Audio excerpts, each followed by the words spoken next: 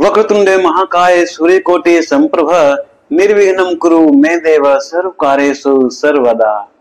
त्वमेव माता च पिता त्वमेव बन्धुश्च सखा त्वमेव विद्या द्रविणं त्वमेव सर्वं मम देव देव। हे प्रभु, ज्ञानहीन, कर्महीन और भक्तिहीन होने के बावजूद आपके कथा का रसास्वादन खुद करते हुए आपके भक्तों तक रसास्वादन पहुंचाने हेतु धर्म पथ पे हूं। कृपया अपनी कृपा सभी भक्तों पे बनाए रखना। जय श्री राम। राजा दशरथ को भवन में है, रानी कैकेयी के चरणों में पड़े हुए हैं, गिड़गिड़ा रहे हैं कि भरत का राज्याभिषेक मैं कल कर दूंगा, लेकिन दूसरा जो वरदान तुम मांग रहे हो, राम के लिए 14 वर्ष का वनवास, कृपया उसे तुम माफ कर दो, उसे तुम बदल दो। लेकिन जैसे जैसे राजा दशरथ दूसरे वरदान के जगह पर दूसरा वरदान मांगने के लिए कहते हैं कि कोई दूसरा वरदान तुम मांग लो, लेकिन राम का 14 वर्ष का वनवास की बात वापस ले लो, वैसे वैसे कैकेयी का मन और भड़कते जाता है। और भड़केगा क्यों नहीं, मंथरा का शिक्षा तो यही था, कैकेयी के गुरु की शिक्षा तो यही थी। अब कैकेयी को देखकर राजा दशरथ के मन में विभिन्न तरह की बातें उत्पन्न हो रही है। उन्हें लग रहा है कि क्या जिसे मैं अपने तीनों रानियों में सर्वोत्तम, सर्वश्रेष्ठ, गुणवान, रूपवान मानता था, क्या वो वही है या इसके ऊपर प्रेतात्मा का वास हो गया है? मां के अंदर तो ममता का सागर होता है, क्या ये वही मां है? राजा दशरथ के मन में तूफान सा उठ रहा है प्रश्नों का कि क्या हम उसी रानी से बात कर रहे हैं जो हमारा सबसे प्रिय है। उसके मानो समाज से कोई लेना देना नहीं है, घर परिवार से कोई लेना देना नहीं है, उसको लेना देना है तो केवल अपने पुत्र से। उसके मन में पुत्र मोह धृतराष्ट्र की तरह समाया हुआ है। नारी के बारे में तो यहां तक कहा गया है कि अगर किसी स्त्री का हत्यारा हत्या करके अगर भागता है और भागने के क्रम में अगर वो लड़खड़ा के गिरने लगता है, तो उस हत्या की गई नारी की आत्मा से आवाज निकलती है, हाय तुम्हें चोट तो नहीं लगी। ऐसा कहा गया है नारी के ममता के बारे में। अब फिलहाल तो कैकेयी एक नारी स्वरूप है, जिंदा है, सेंस है। जब एक मरे हुए स्त्री की आत्मा से अपने हत्यारा के बारे में इतनी ममता दिखाई देती है, तो भला इस कैकेयी को क्या हो गया? राजा दशरथ को ये बात समझ में नहीं आ रही है। राजा दशरथ बार बार कैकेयी से विनती करते हैं कि मैं तुम्हारे चरणों पे अपना सिर रखता हूं, मैं क्षमा मांगता हूं, और तुमसे फिर मैं कहता हूं कि मैं कौशल्या का त्याग कर सकता, मैं सुमित्रा जैसे रानी का त्याग कर सकता, यहां तक कि मैं राजलक्ष्मी का भी त्याग कर सकता, लेकिन राम जैसे पुत्र का मैं त्याग नहीं कर सकता, उसमें मेरा प्राण है। और क्यों नहीं? कहा भी गया है कि एक इंसान के अंदर सारे गुण नहीं होते। जैसे महाभारत में द्रौपदी ने वरदान के रूप में ऐसे पति का मांग की थी जिसमें सब गुण संपन्न हो। शंकर भगवान ने कहा था कि इस धरातल पर वैसा कोई इंसान नहीं हो सकता जिसमें सारे गुण हो, लेकिन द्रौपदी अटल रही कि नहीं, सारे गुण होने चाहिए। यही कारण था कि द्रौपदी को 5 पति मिला, क्योंकि एक इंसान में सभी गुण नहीं हो सकते। लेकिन यहां देखिए, श्री राम में दया भी है, क्षमा भी है, तप भी है, कृतज्ञता भी है, प्रेम भी है, सब कुछ है। भला जब एक इंसान में इतने सारे गुण नहीं हो सकते और इनमें है, तो निसंदेह वो इंसान का रूप नहीं है। तभी तो श्री राम को भगवान कहा जाता है। यूं उनको भगवान नहीं कहते, क्योंकि सर्व गुण संपन्न है वो। ऐसे पुत्र के लिए अगर सर कटाना पड़ जाए तो भी कम है। राजा दशरथ कैकेयी के चरणों में अपना सर रखकर गिड़गिड़ाते हैं कि तुम दूसरा वर मांग लो। आज के समय की बात करें तो जब मैं पढ़ता था तो हमारे एक भैया थे, हमारे रूम में ही रहते थे साथ साथ। एक बार उनके पिता लंगोटी पहने हुए, किसान थे, लंगोटी पहने हुए और सिर पे चावल का बोरा लिए हुए, थैला लिए हुए अपने बेटा के लिए राशन लेके आ रहे थे। एक हाथ से वो पोटली पकड़े हुए थे, बोरा था जिसमें चावल दाल ये सब था, और दूसरे हाथ में वो जूता रखे हुए थे और लंगोटी पहने हुए थे।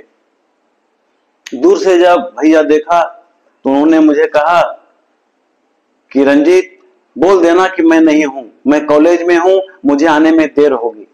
और कह के वो छिप गए। इसीलिए छिप गए कि उनके मन में आया कि मेरा साथी देखेगा, मेरा सीनियर देखेगा, मेरा जूनियर देखेगा तो क्या कहेगा कि इसका पिता इस तरह से रहता है। एक और बेटा है जिसको अपने पिता से ज्यादा चिंता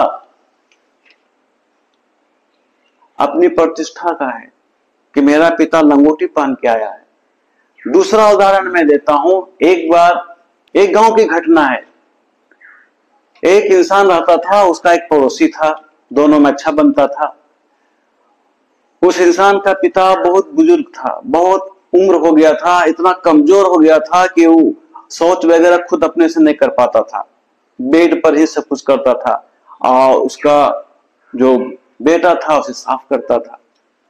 एक बार उसने इच्छा जाहिर की कि बेटा मुझे गंगा स्नान करा दो।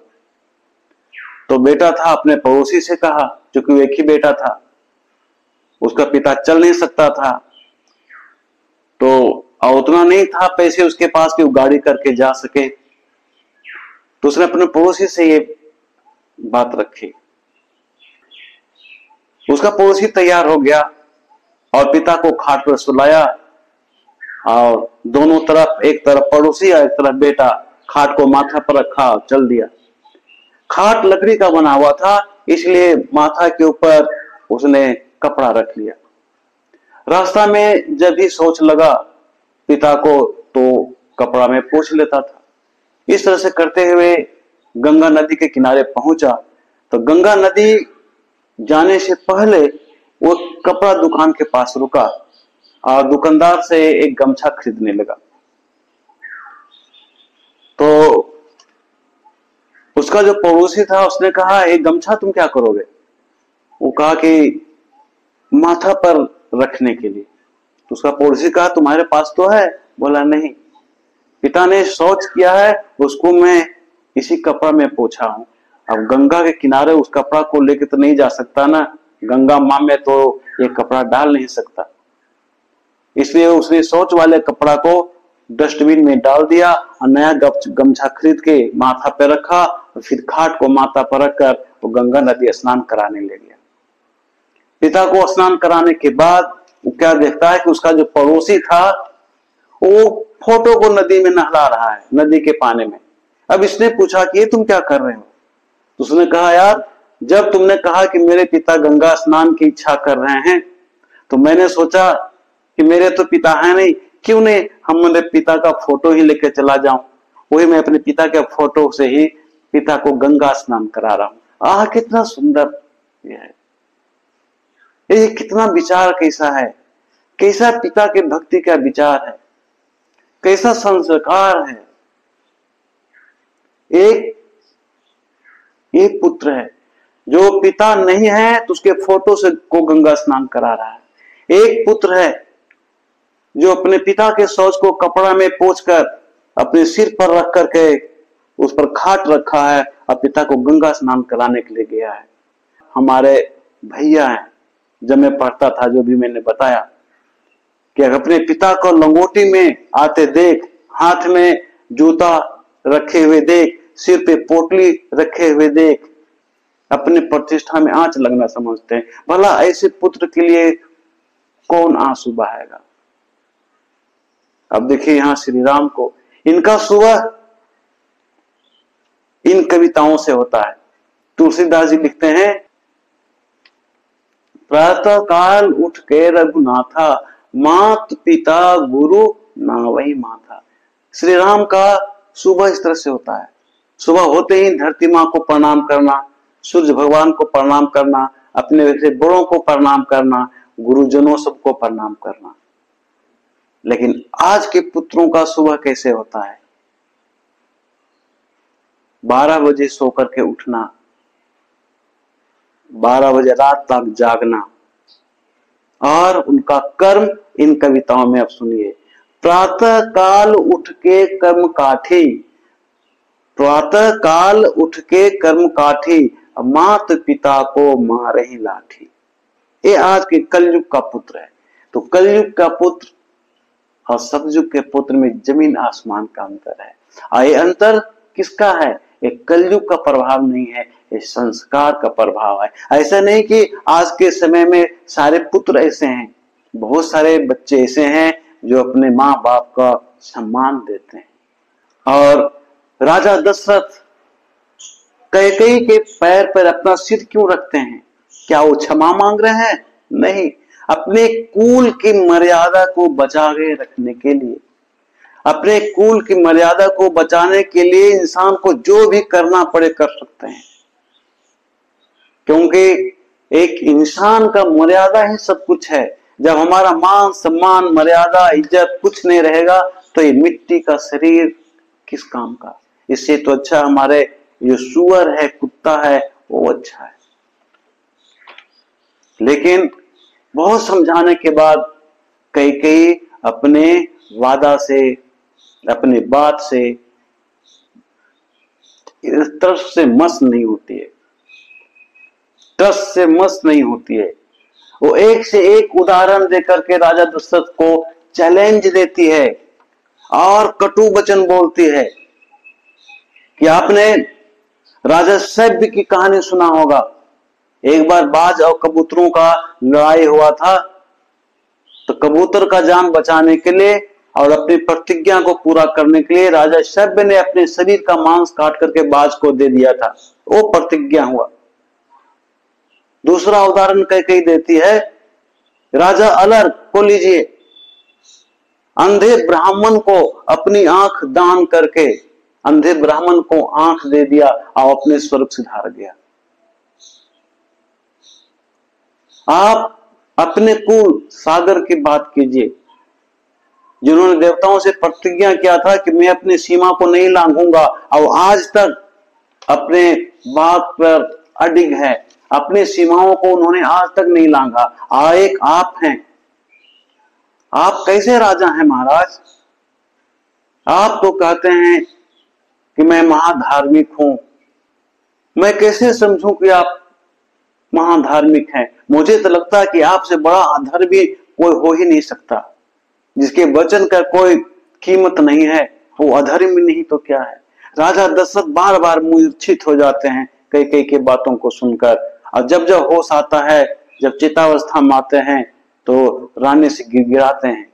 लेकिन रानी एक से एक गर्म लोहा पे हथौड़ा मारने वाला काम करती है। राजा बार बार मूर्छित हो जाते हैं।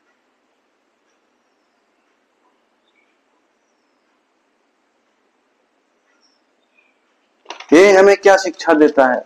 ये हमें शिक्षा देता है कि अगर हम अच्छे गुरु के संपर्क में ना रहें तो हमें इतनी गलत शिक्षा मिलेगी कि घर परिवार राष्ट्र को हम बर्बाद कर देंगे।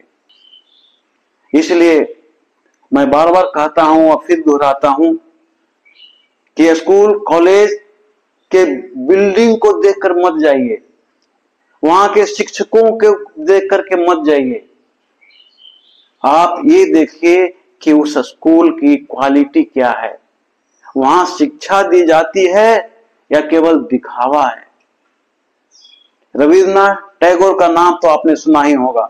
जब वो पढ़ते थे तो अपने स्टूडेंट लाइफ में शायद 5 या 6 क्लास में पढ़ते थे, उन्होंने साफ कहा था school is a boring place. और उन्होंने बाद में कोलकाता में शांति निकेतन खोला था, खुले आसमान के नीचे। क्वालिटी की बात है। हमें ऊंचे ऊंचे बिल्डिंग को देखकर, शिक्षकों के पोशाक को देखकर नहीं जाना चाहिए, हमें स्कूल के क्वालिटी पे जाना चाहिए, चाहे वो जमीन पर बैठ के क्यों न बच्चा पढ़ रहा हो।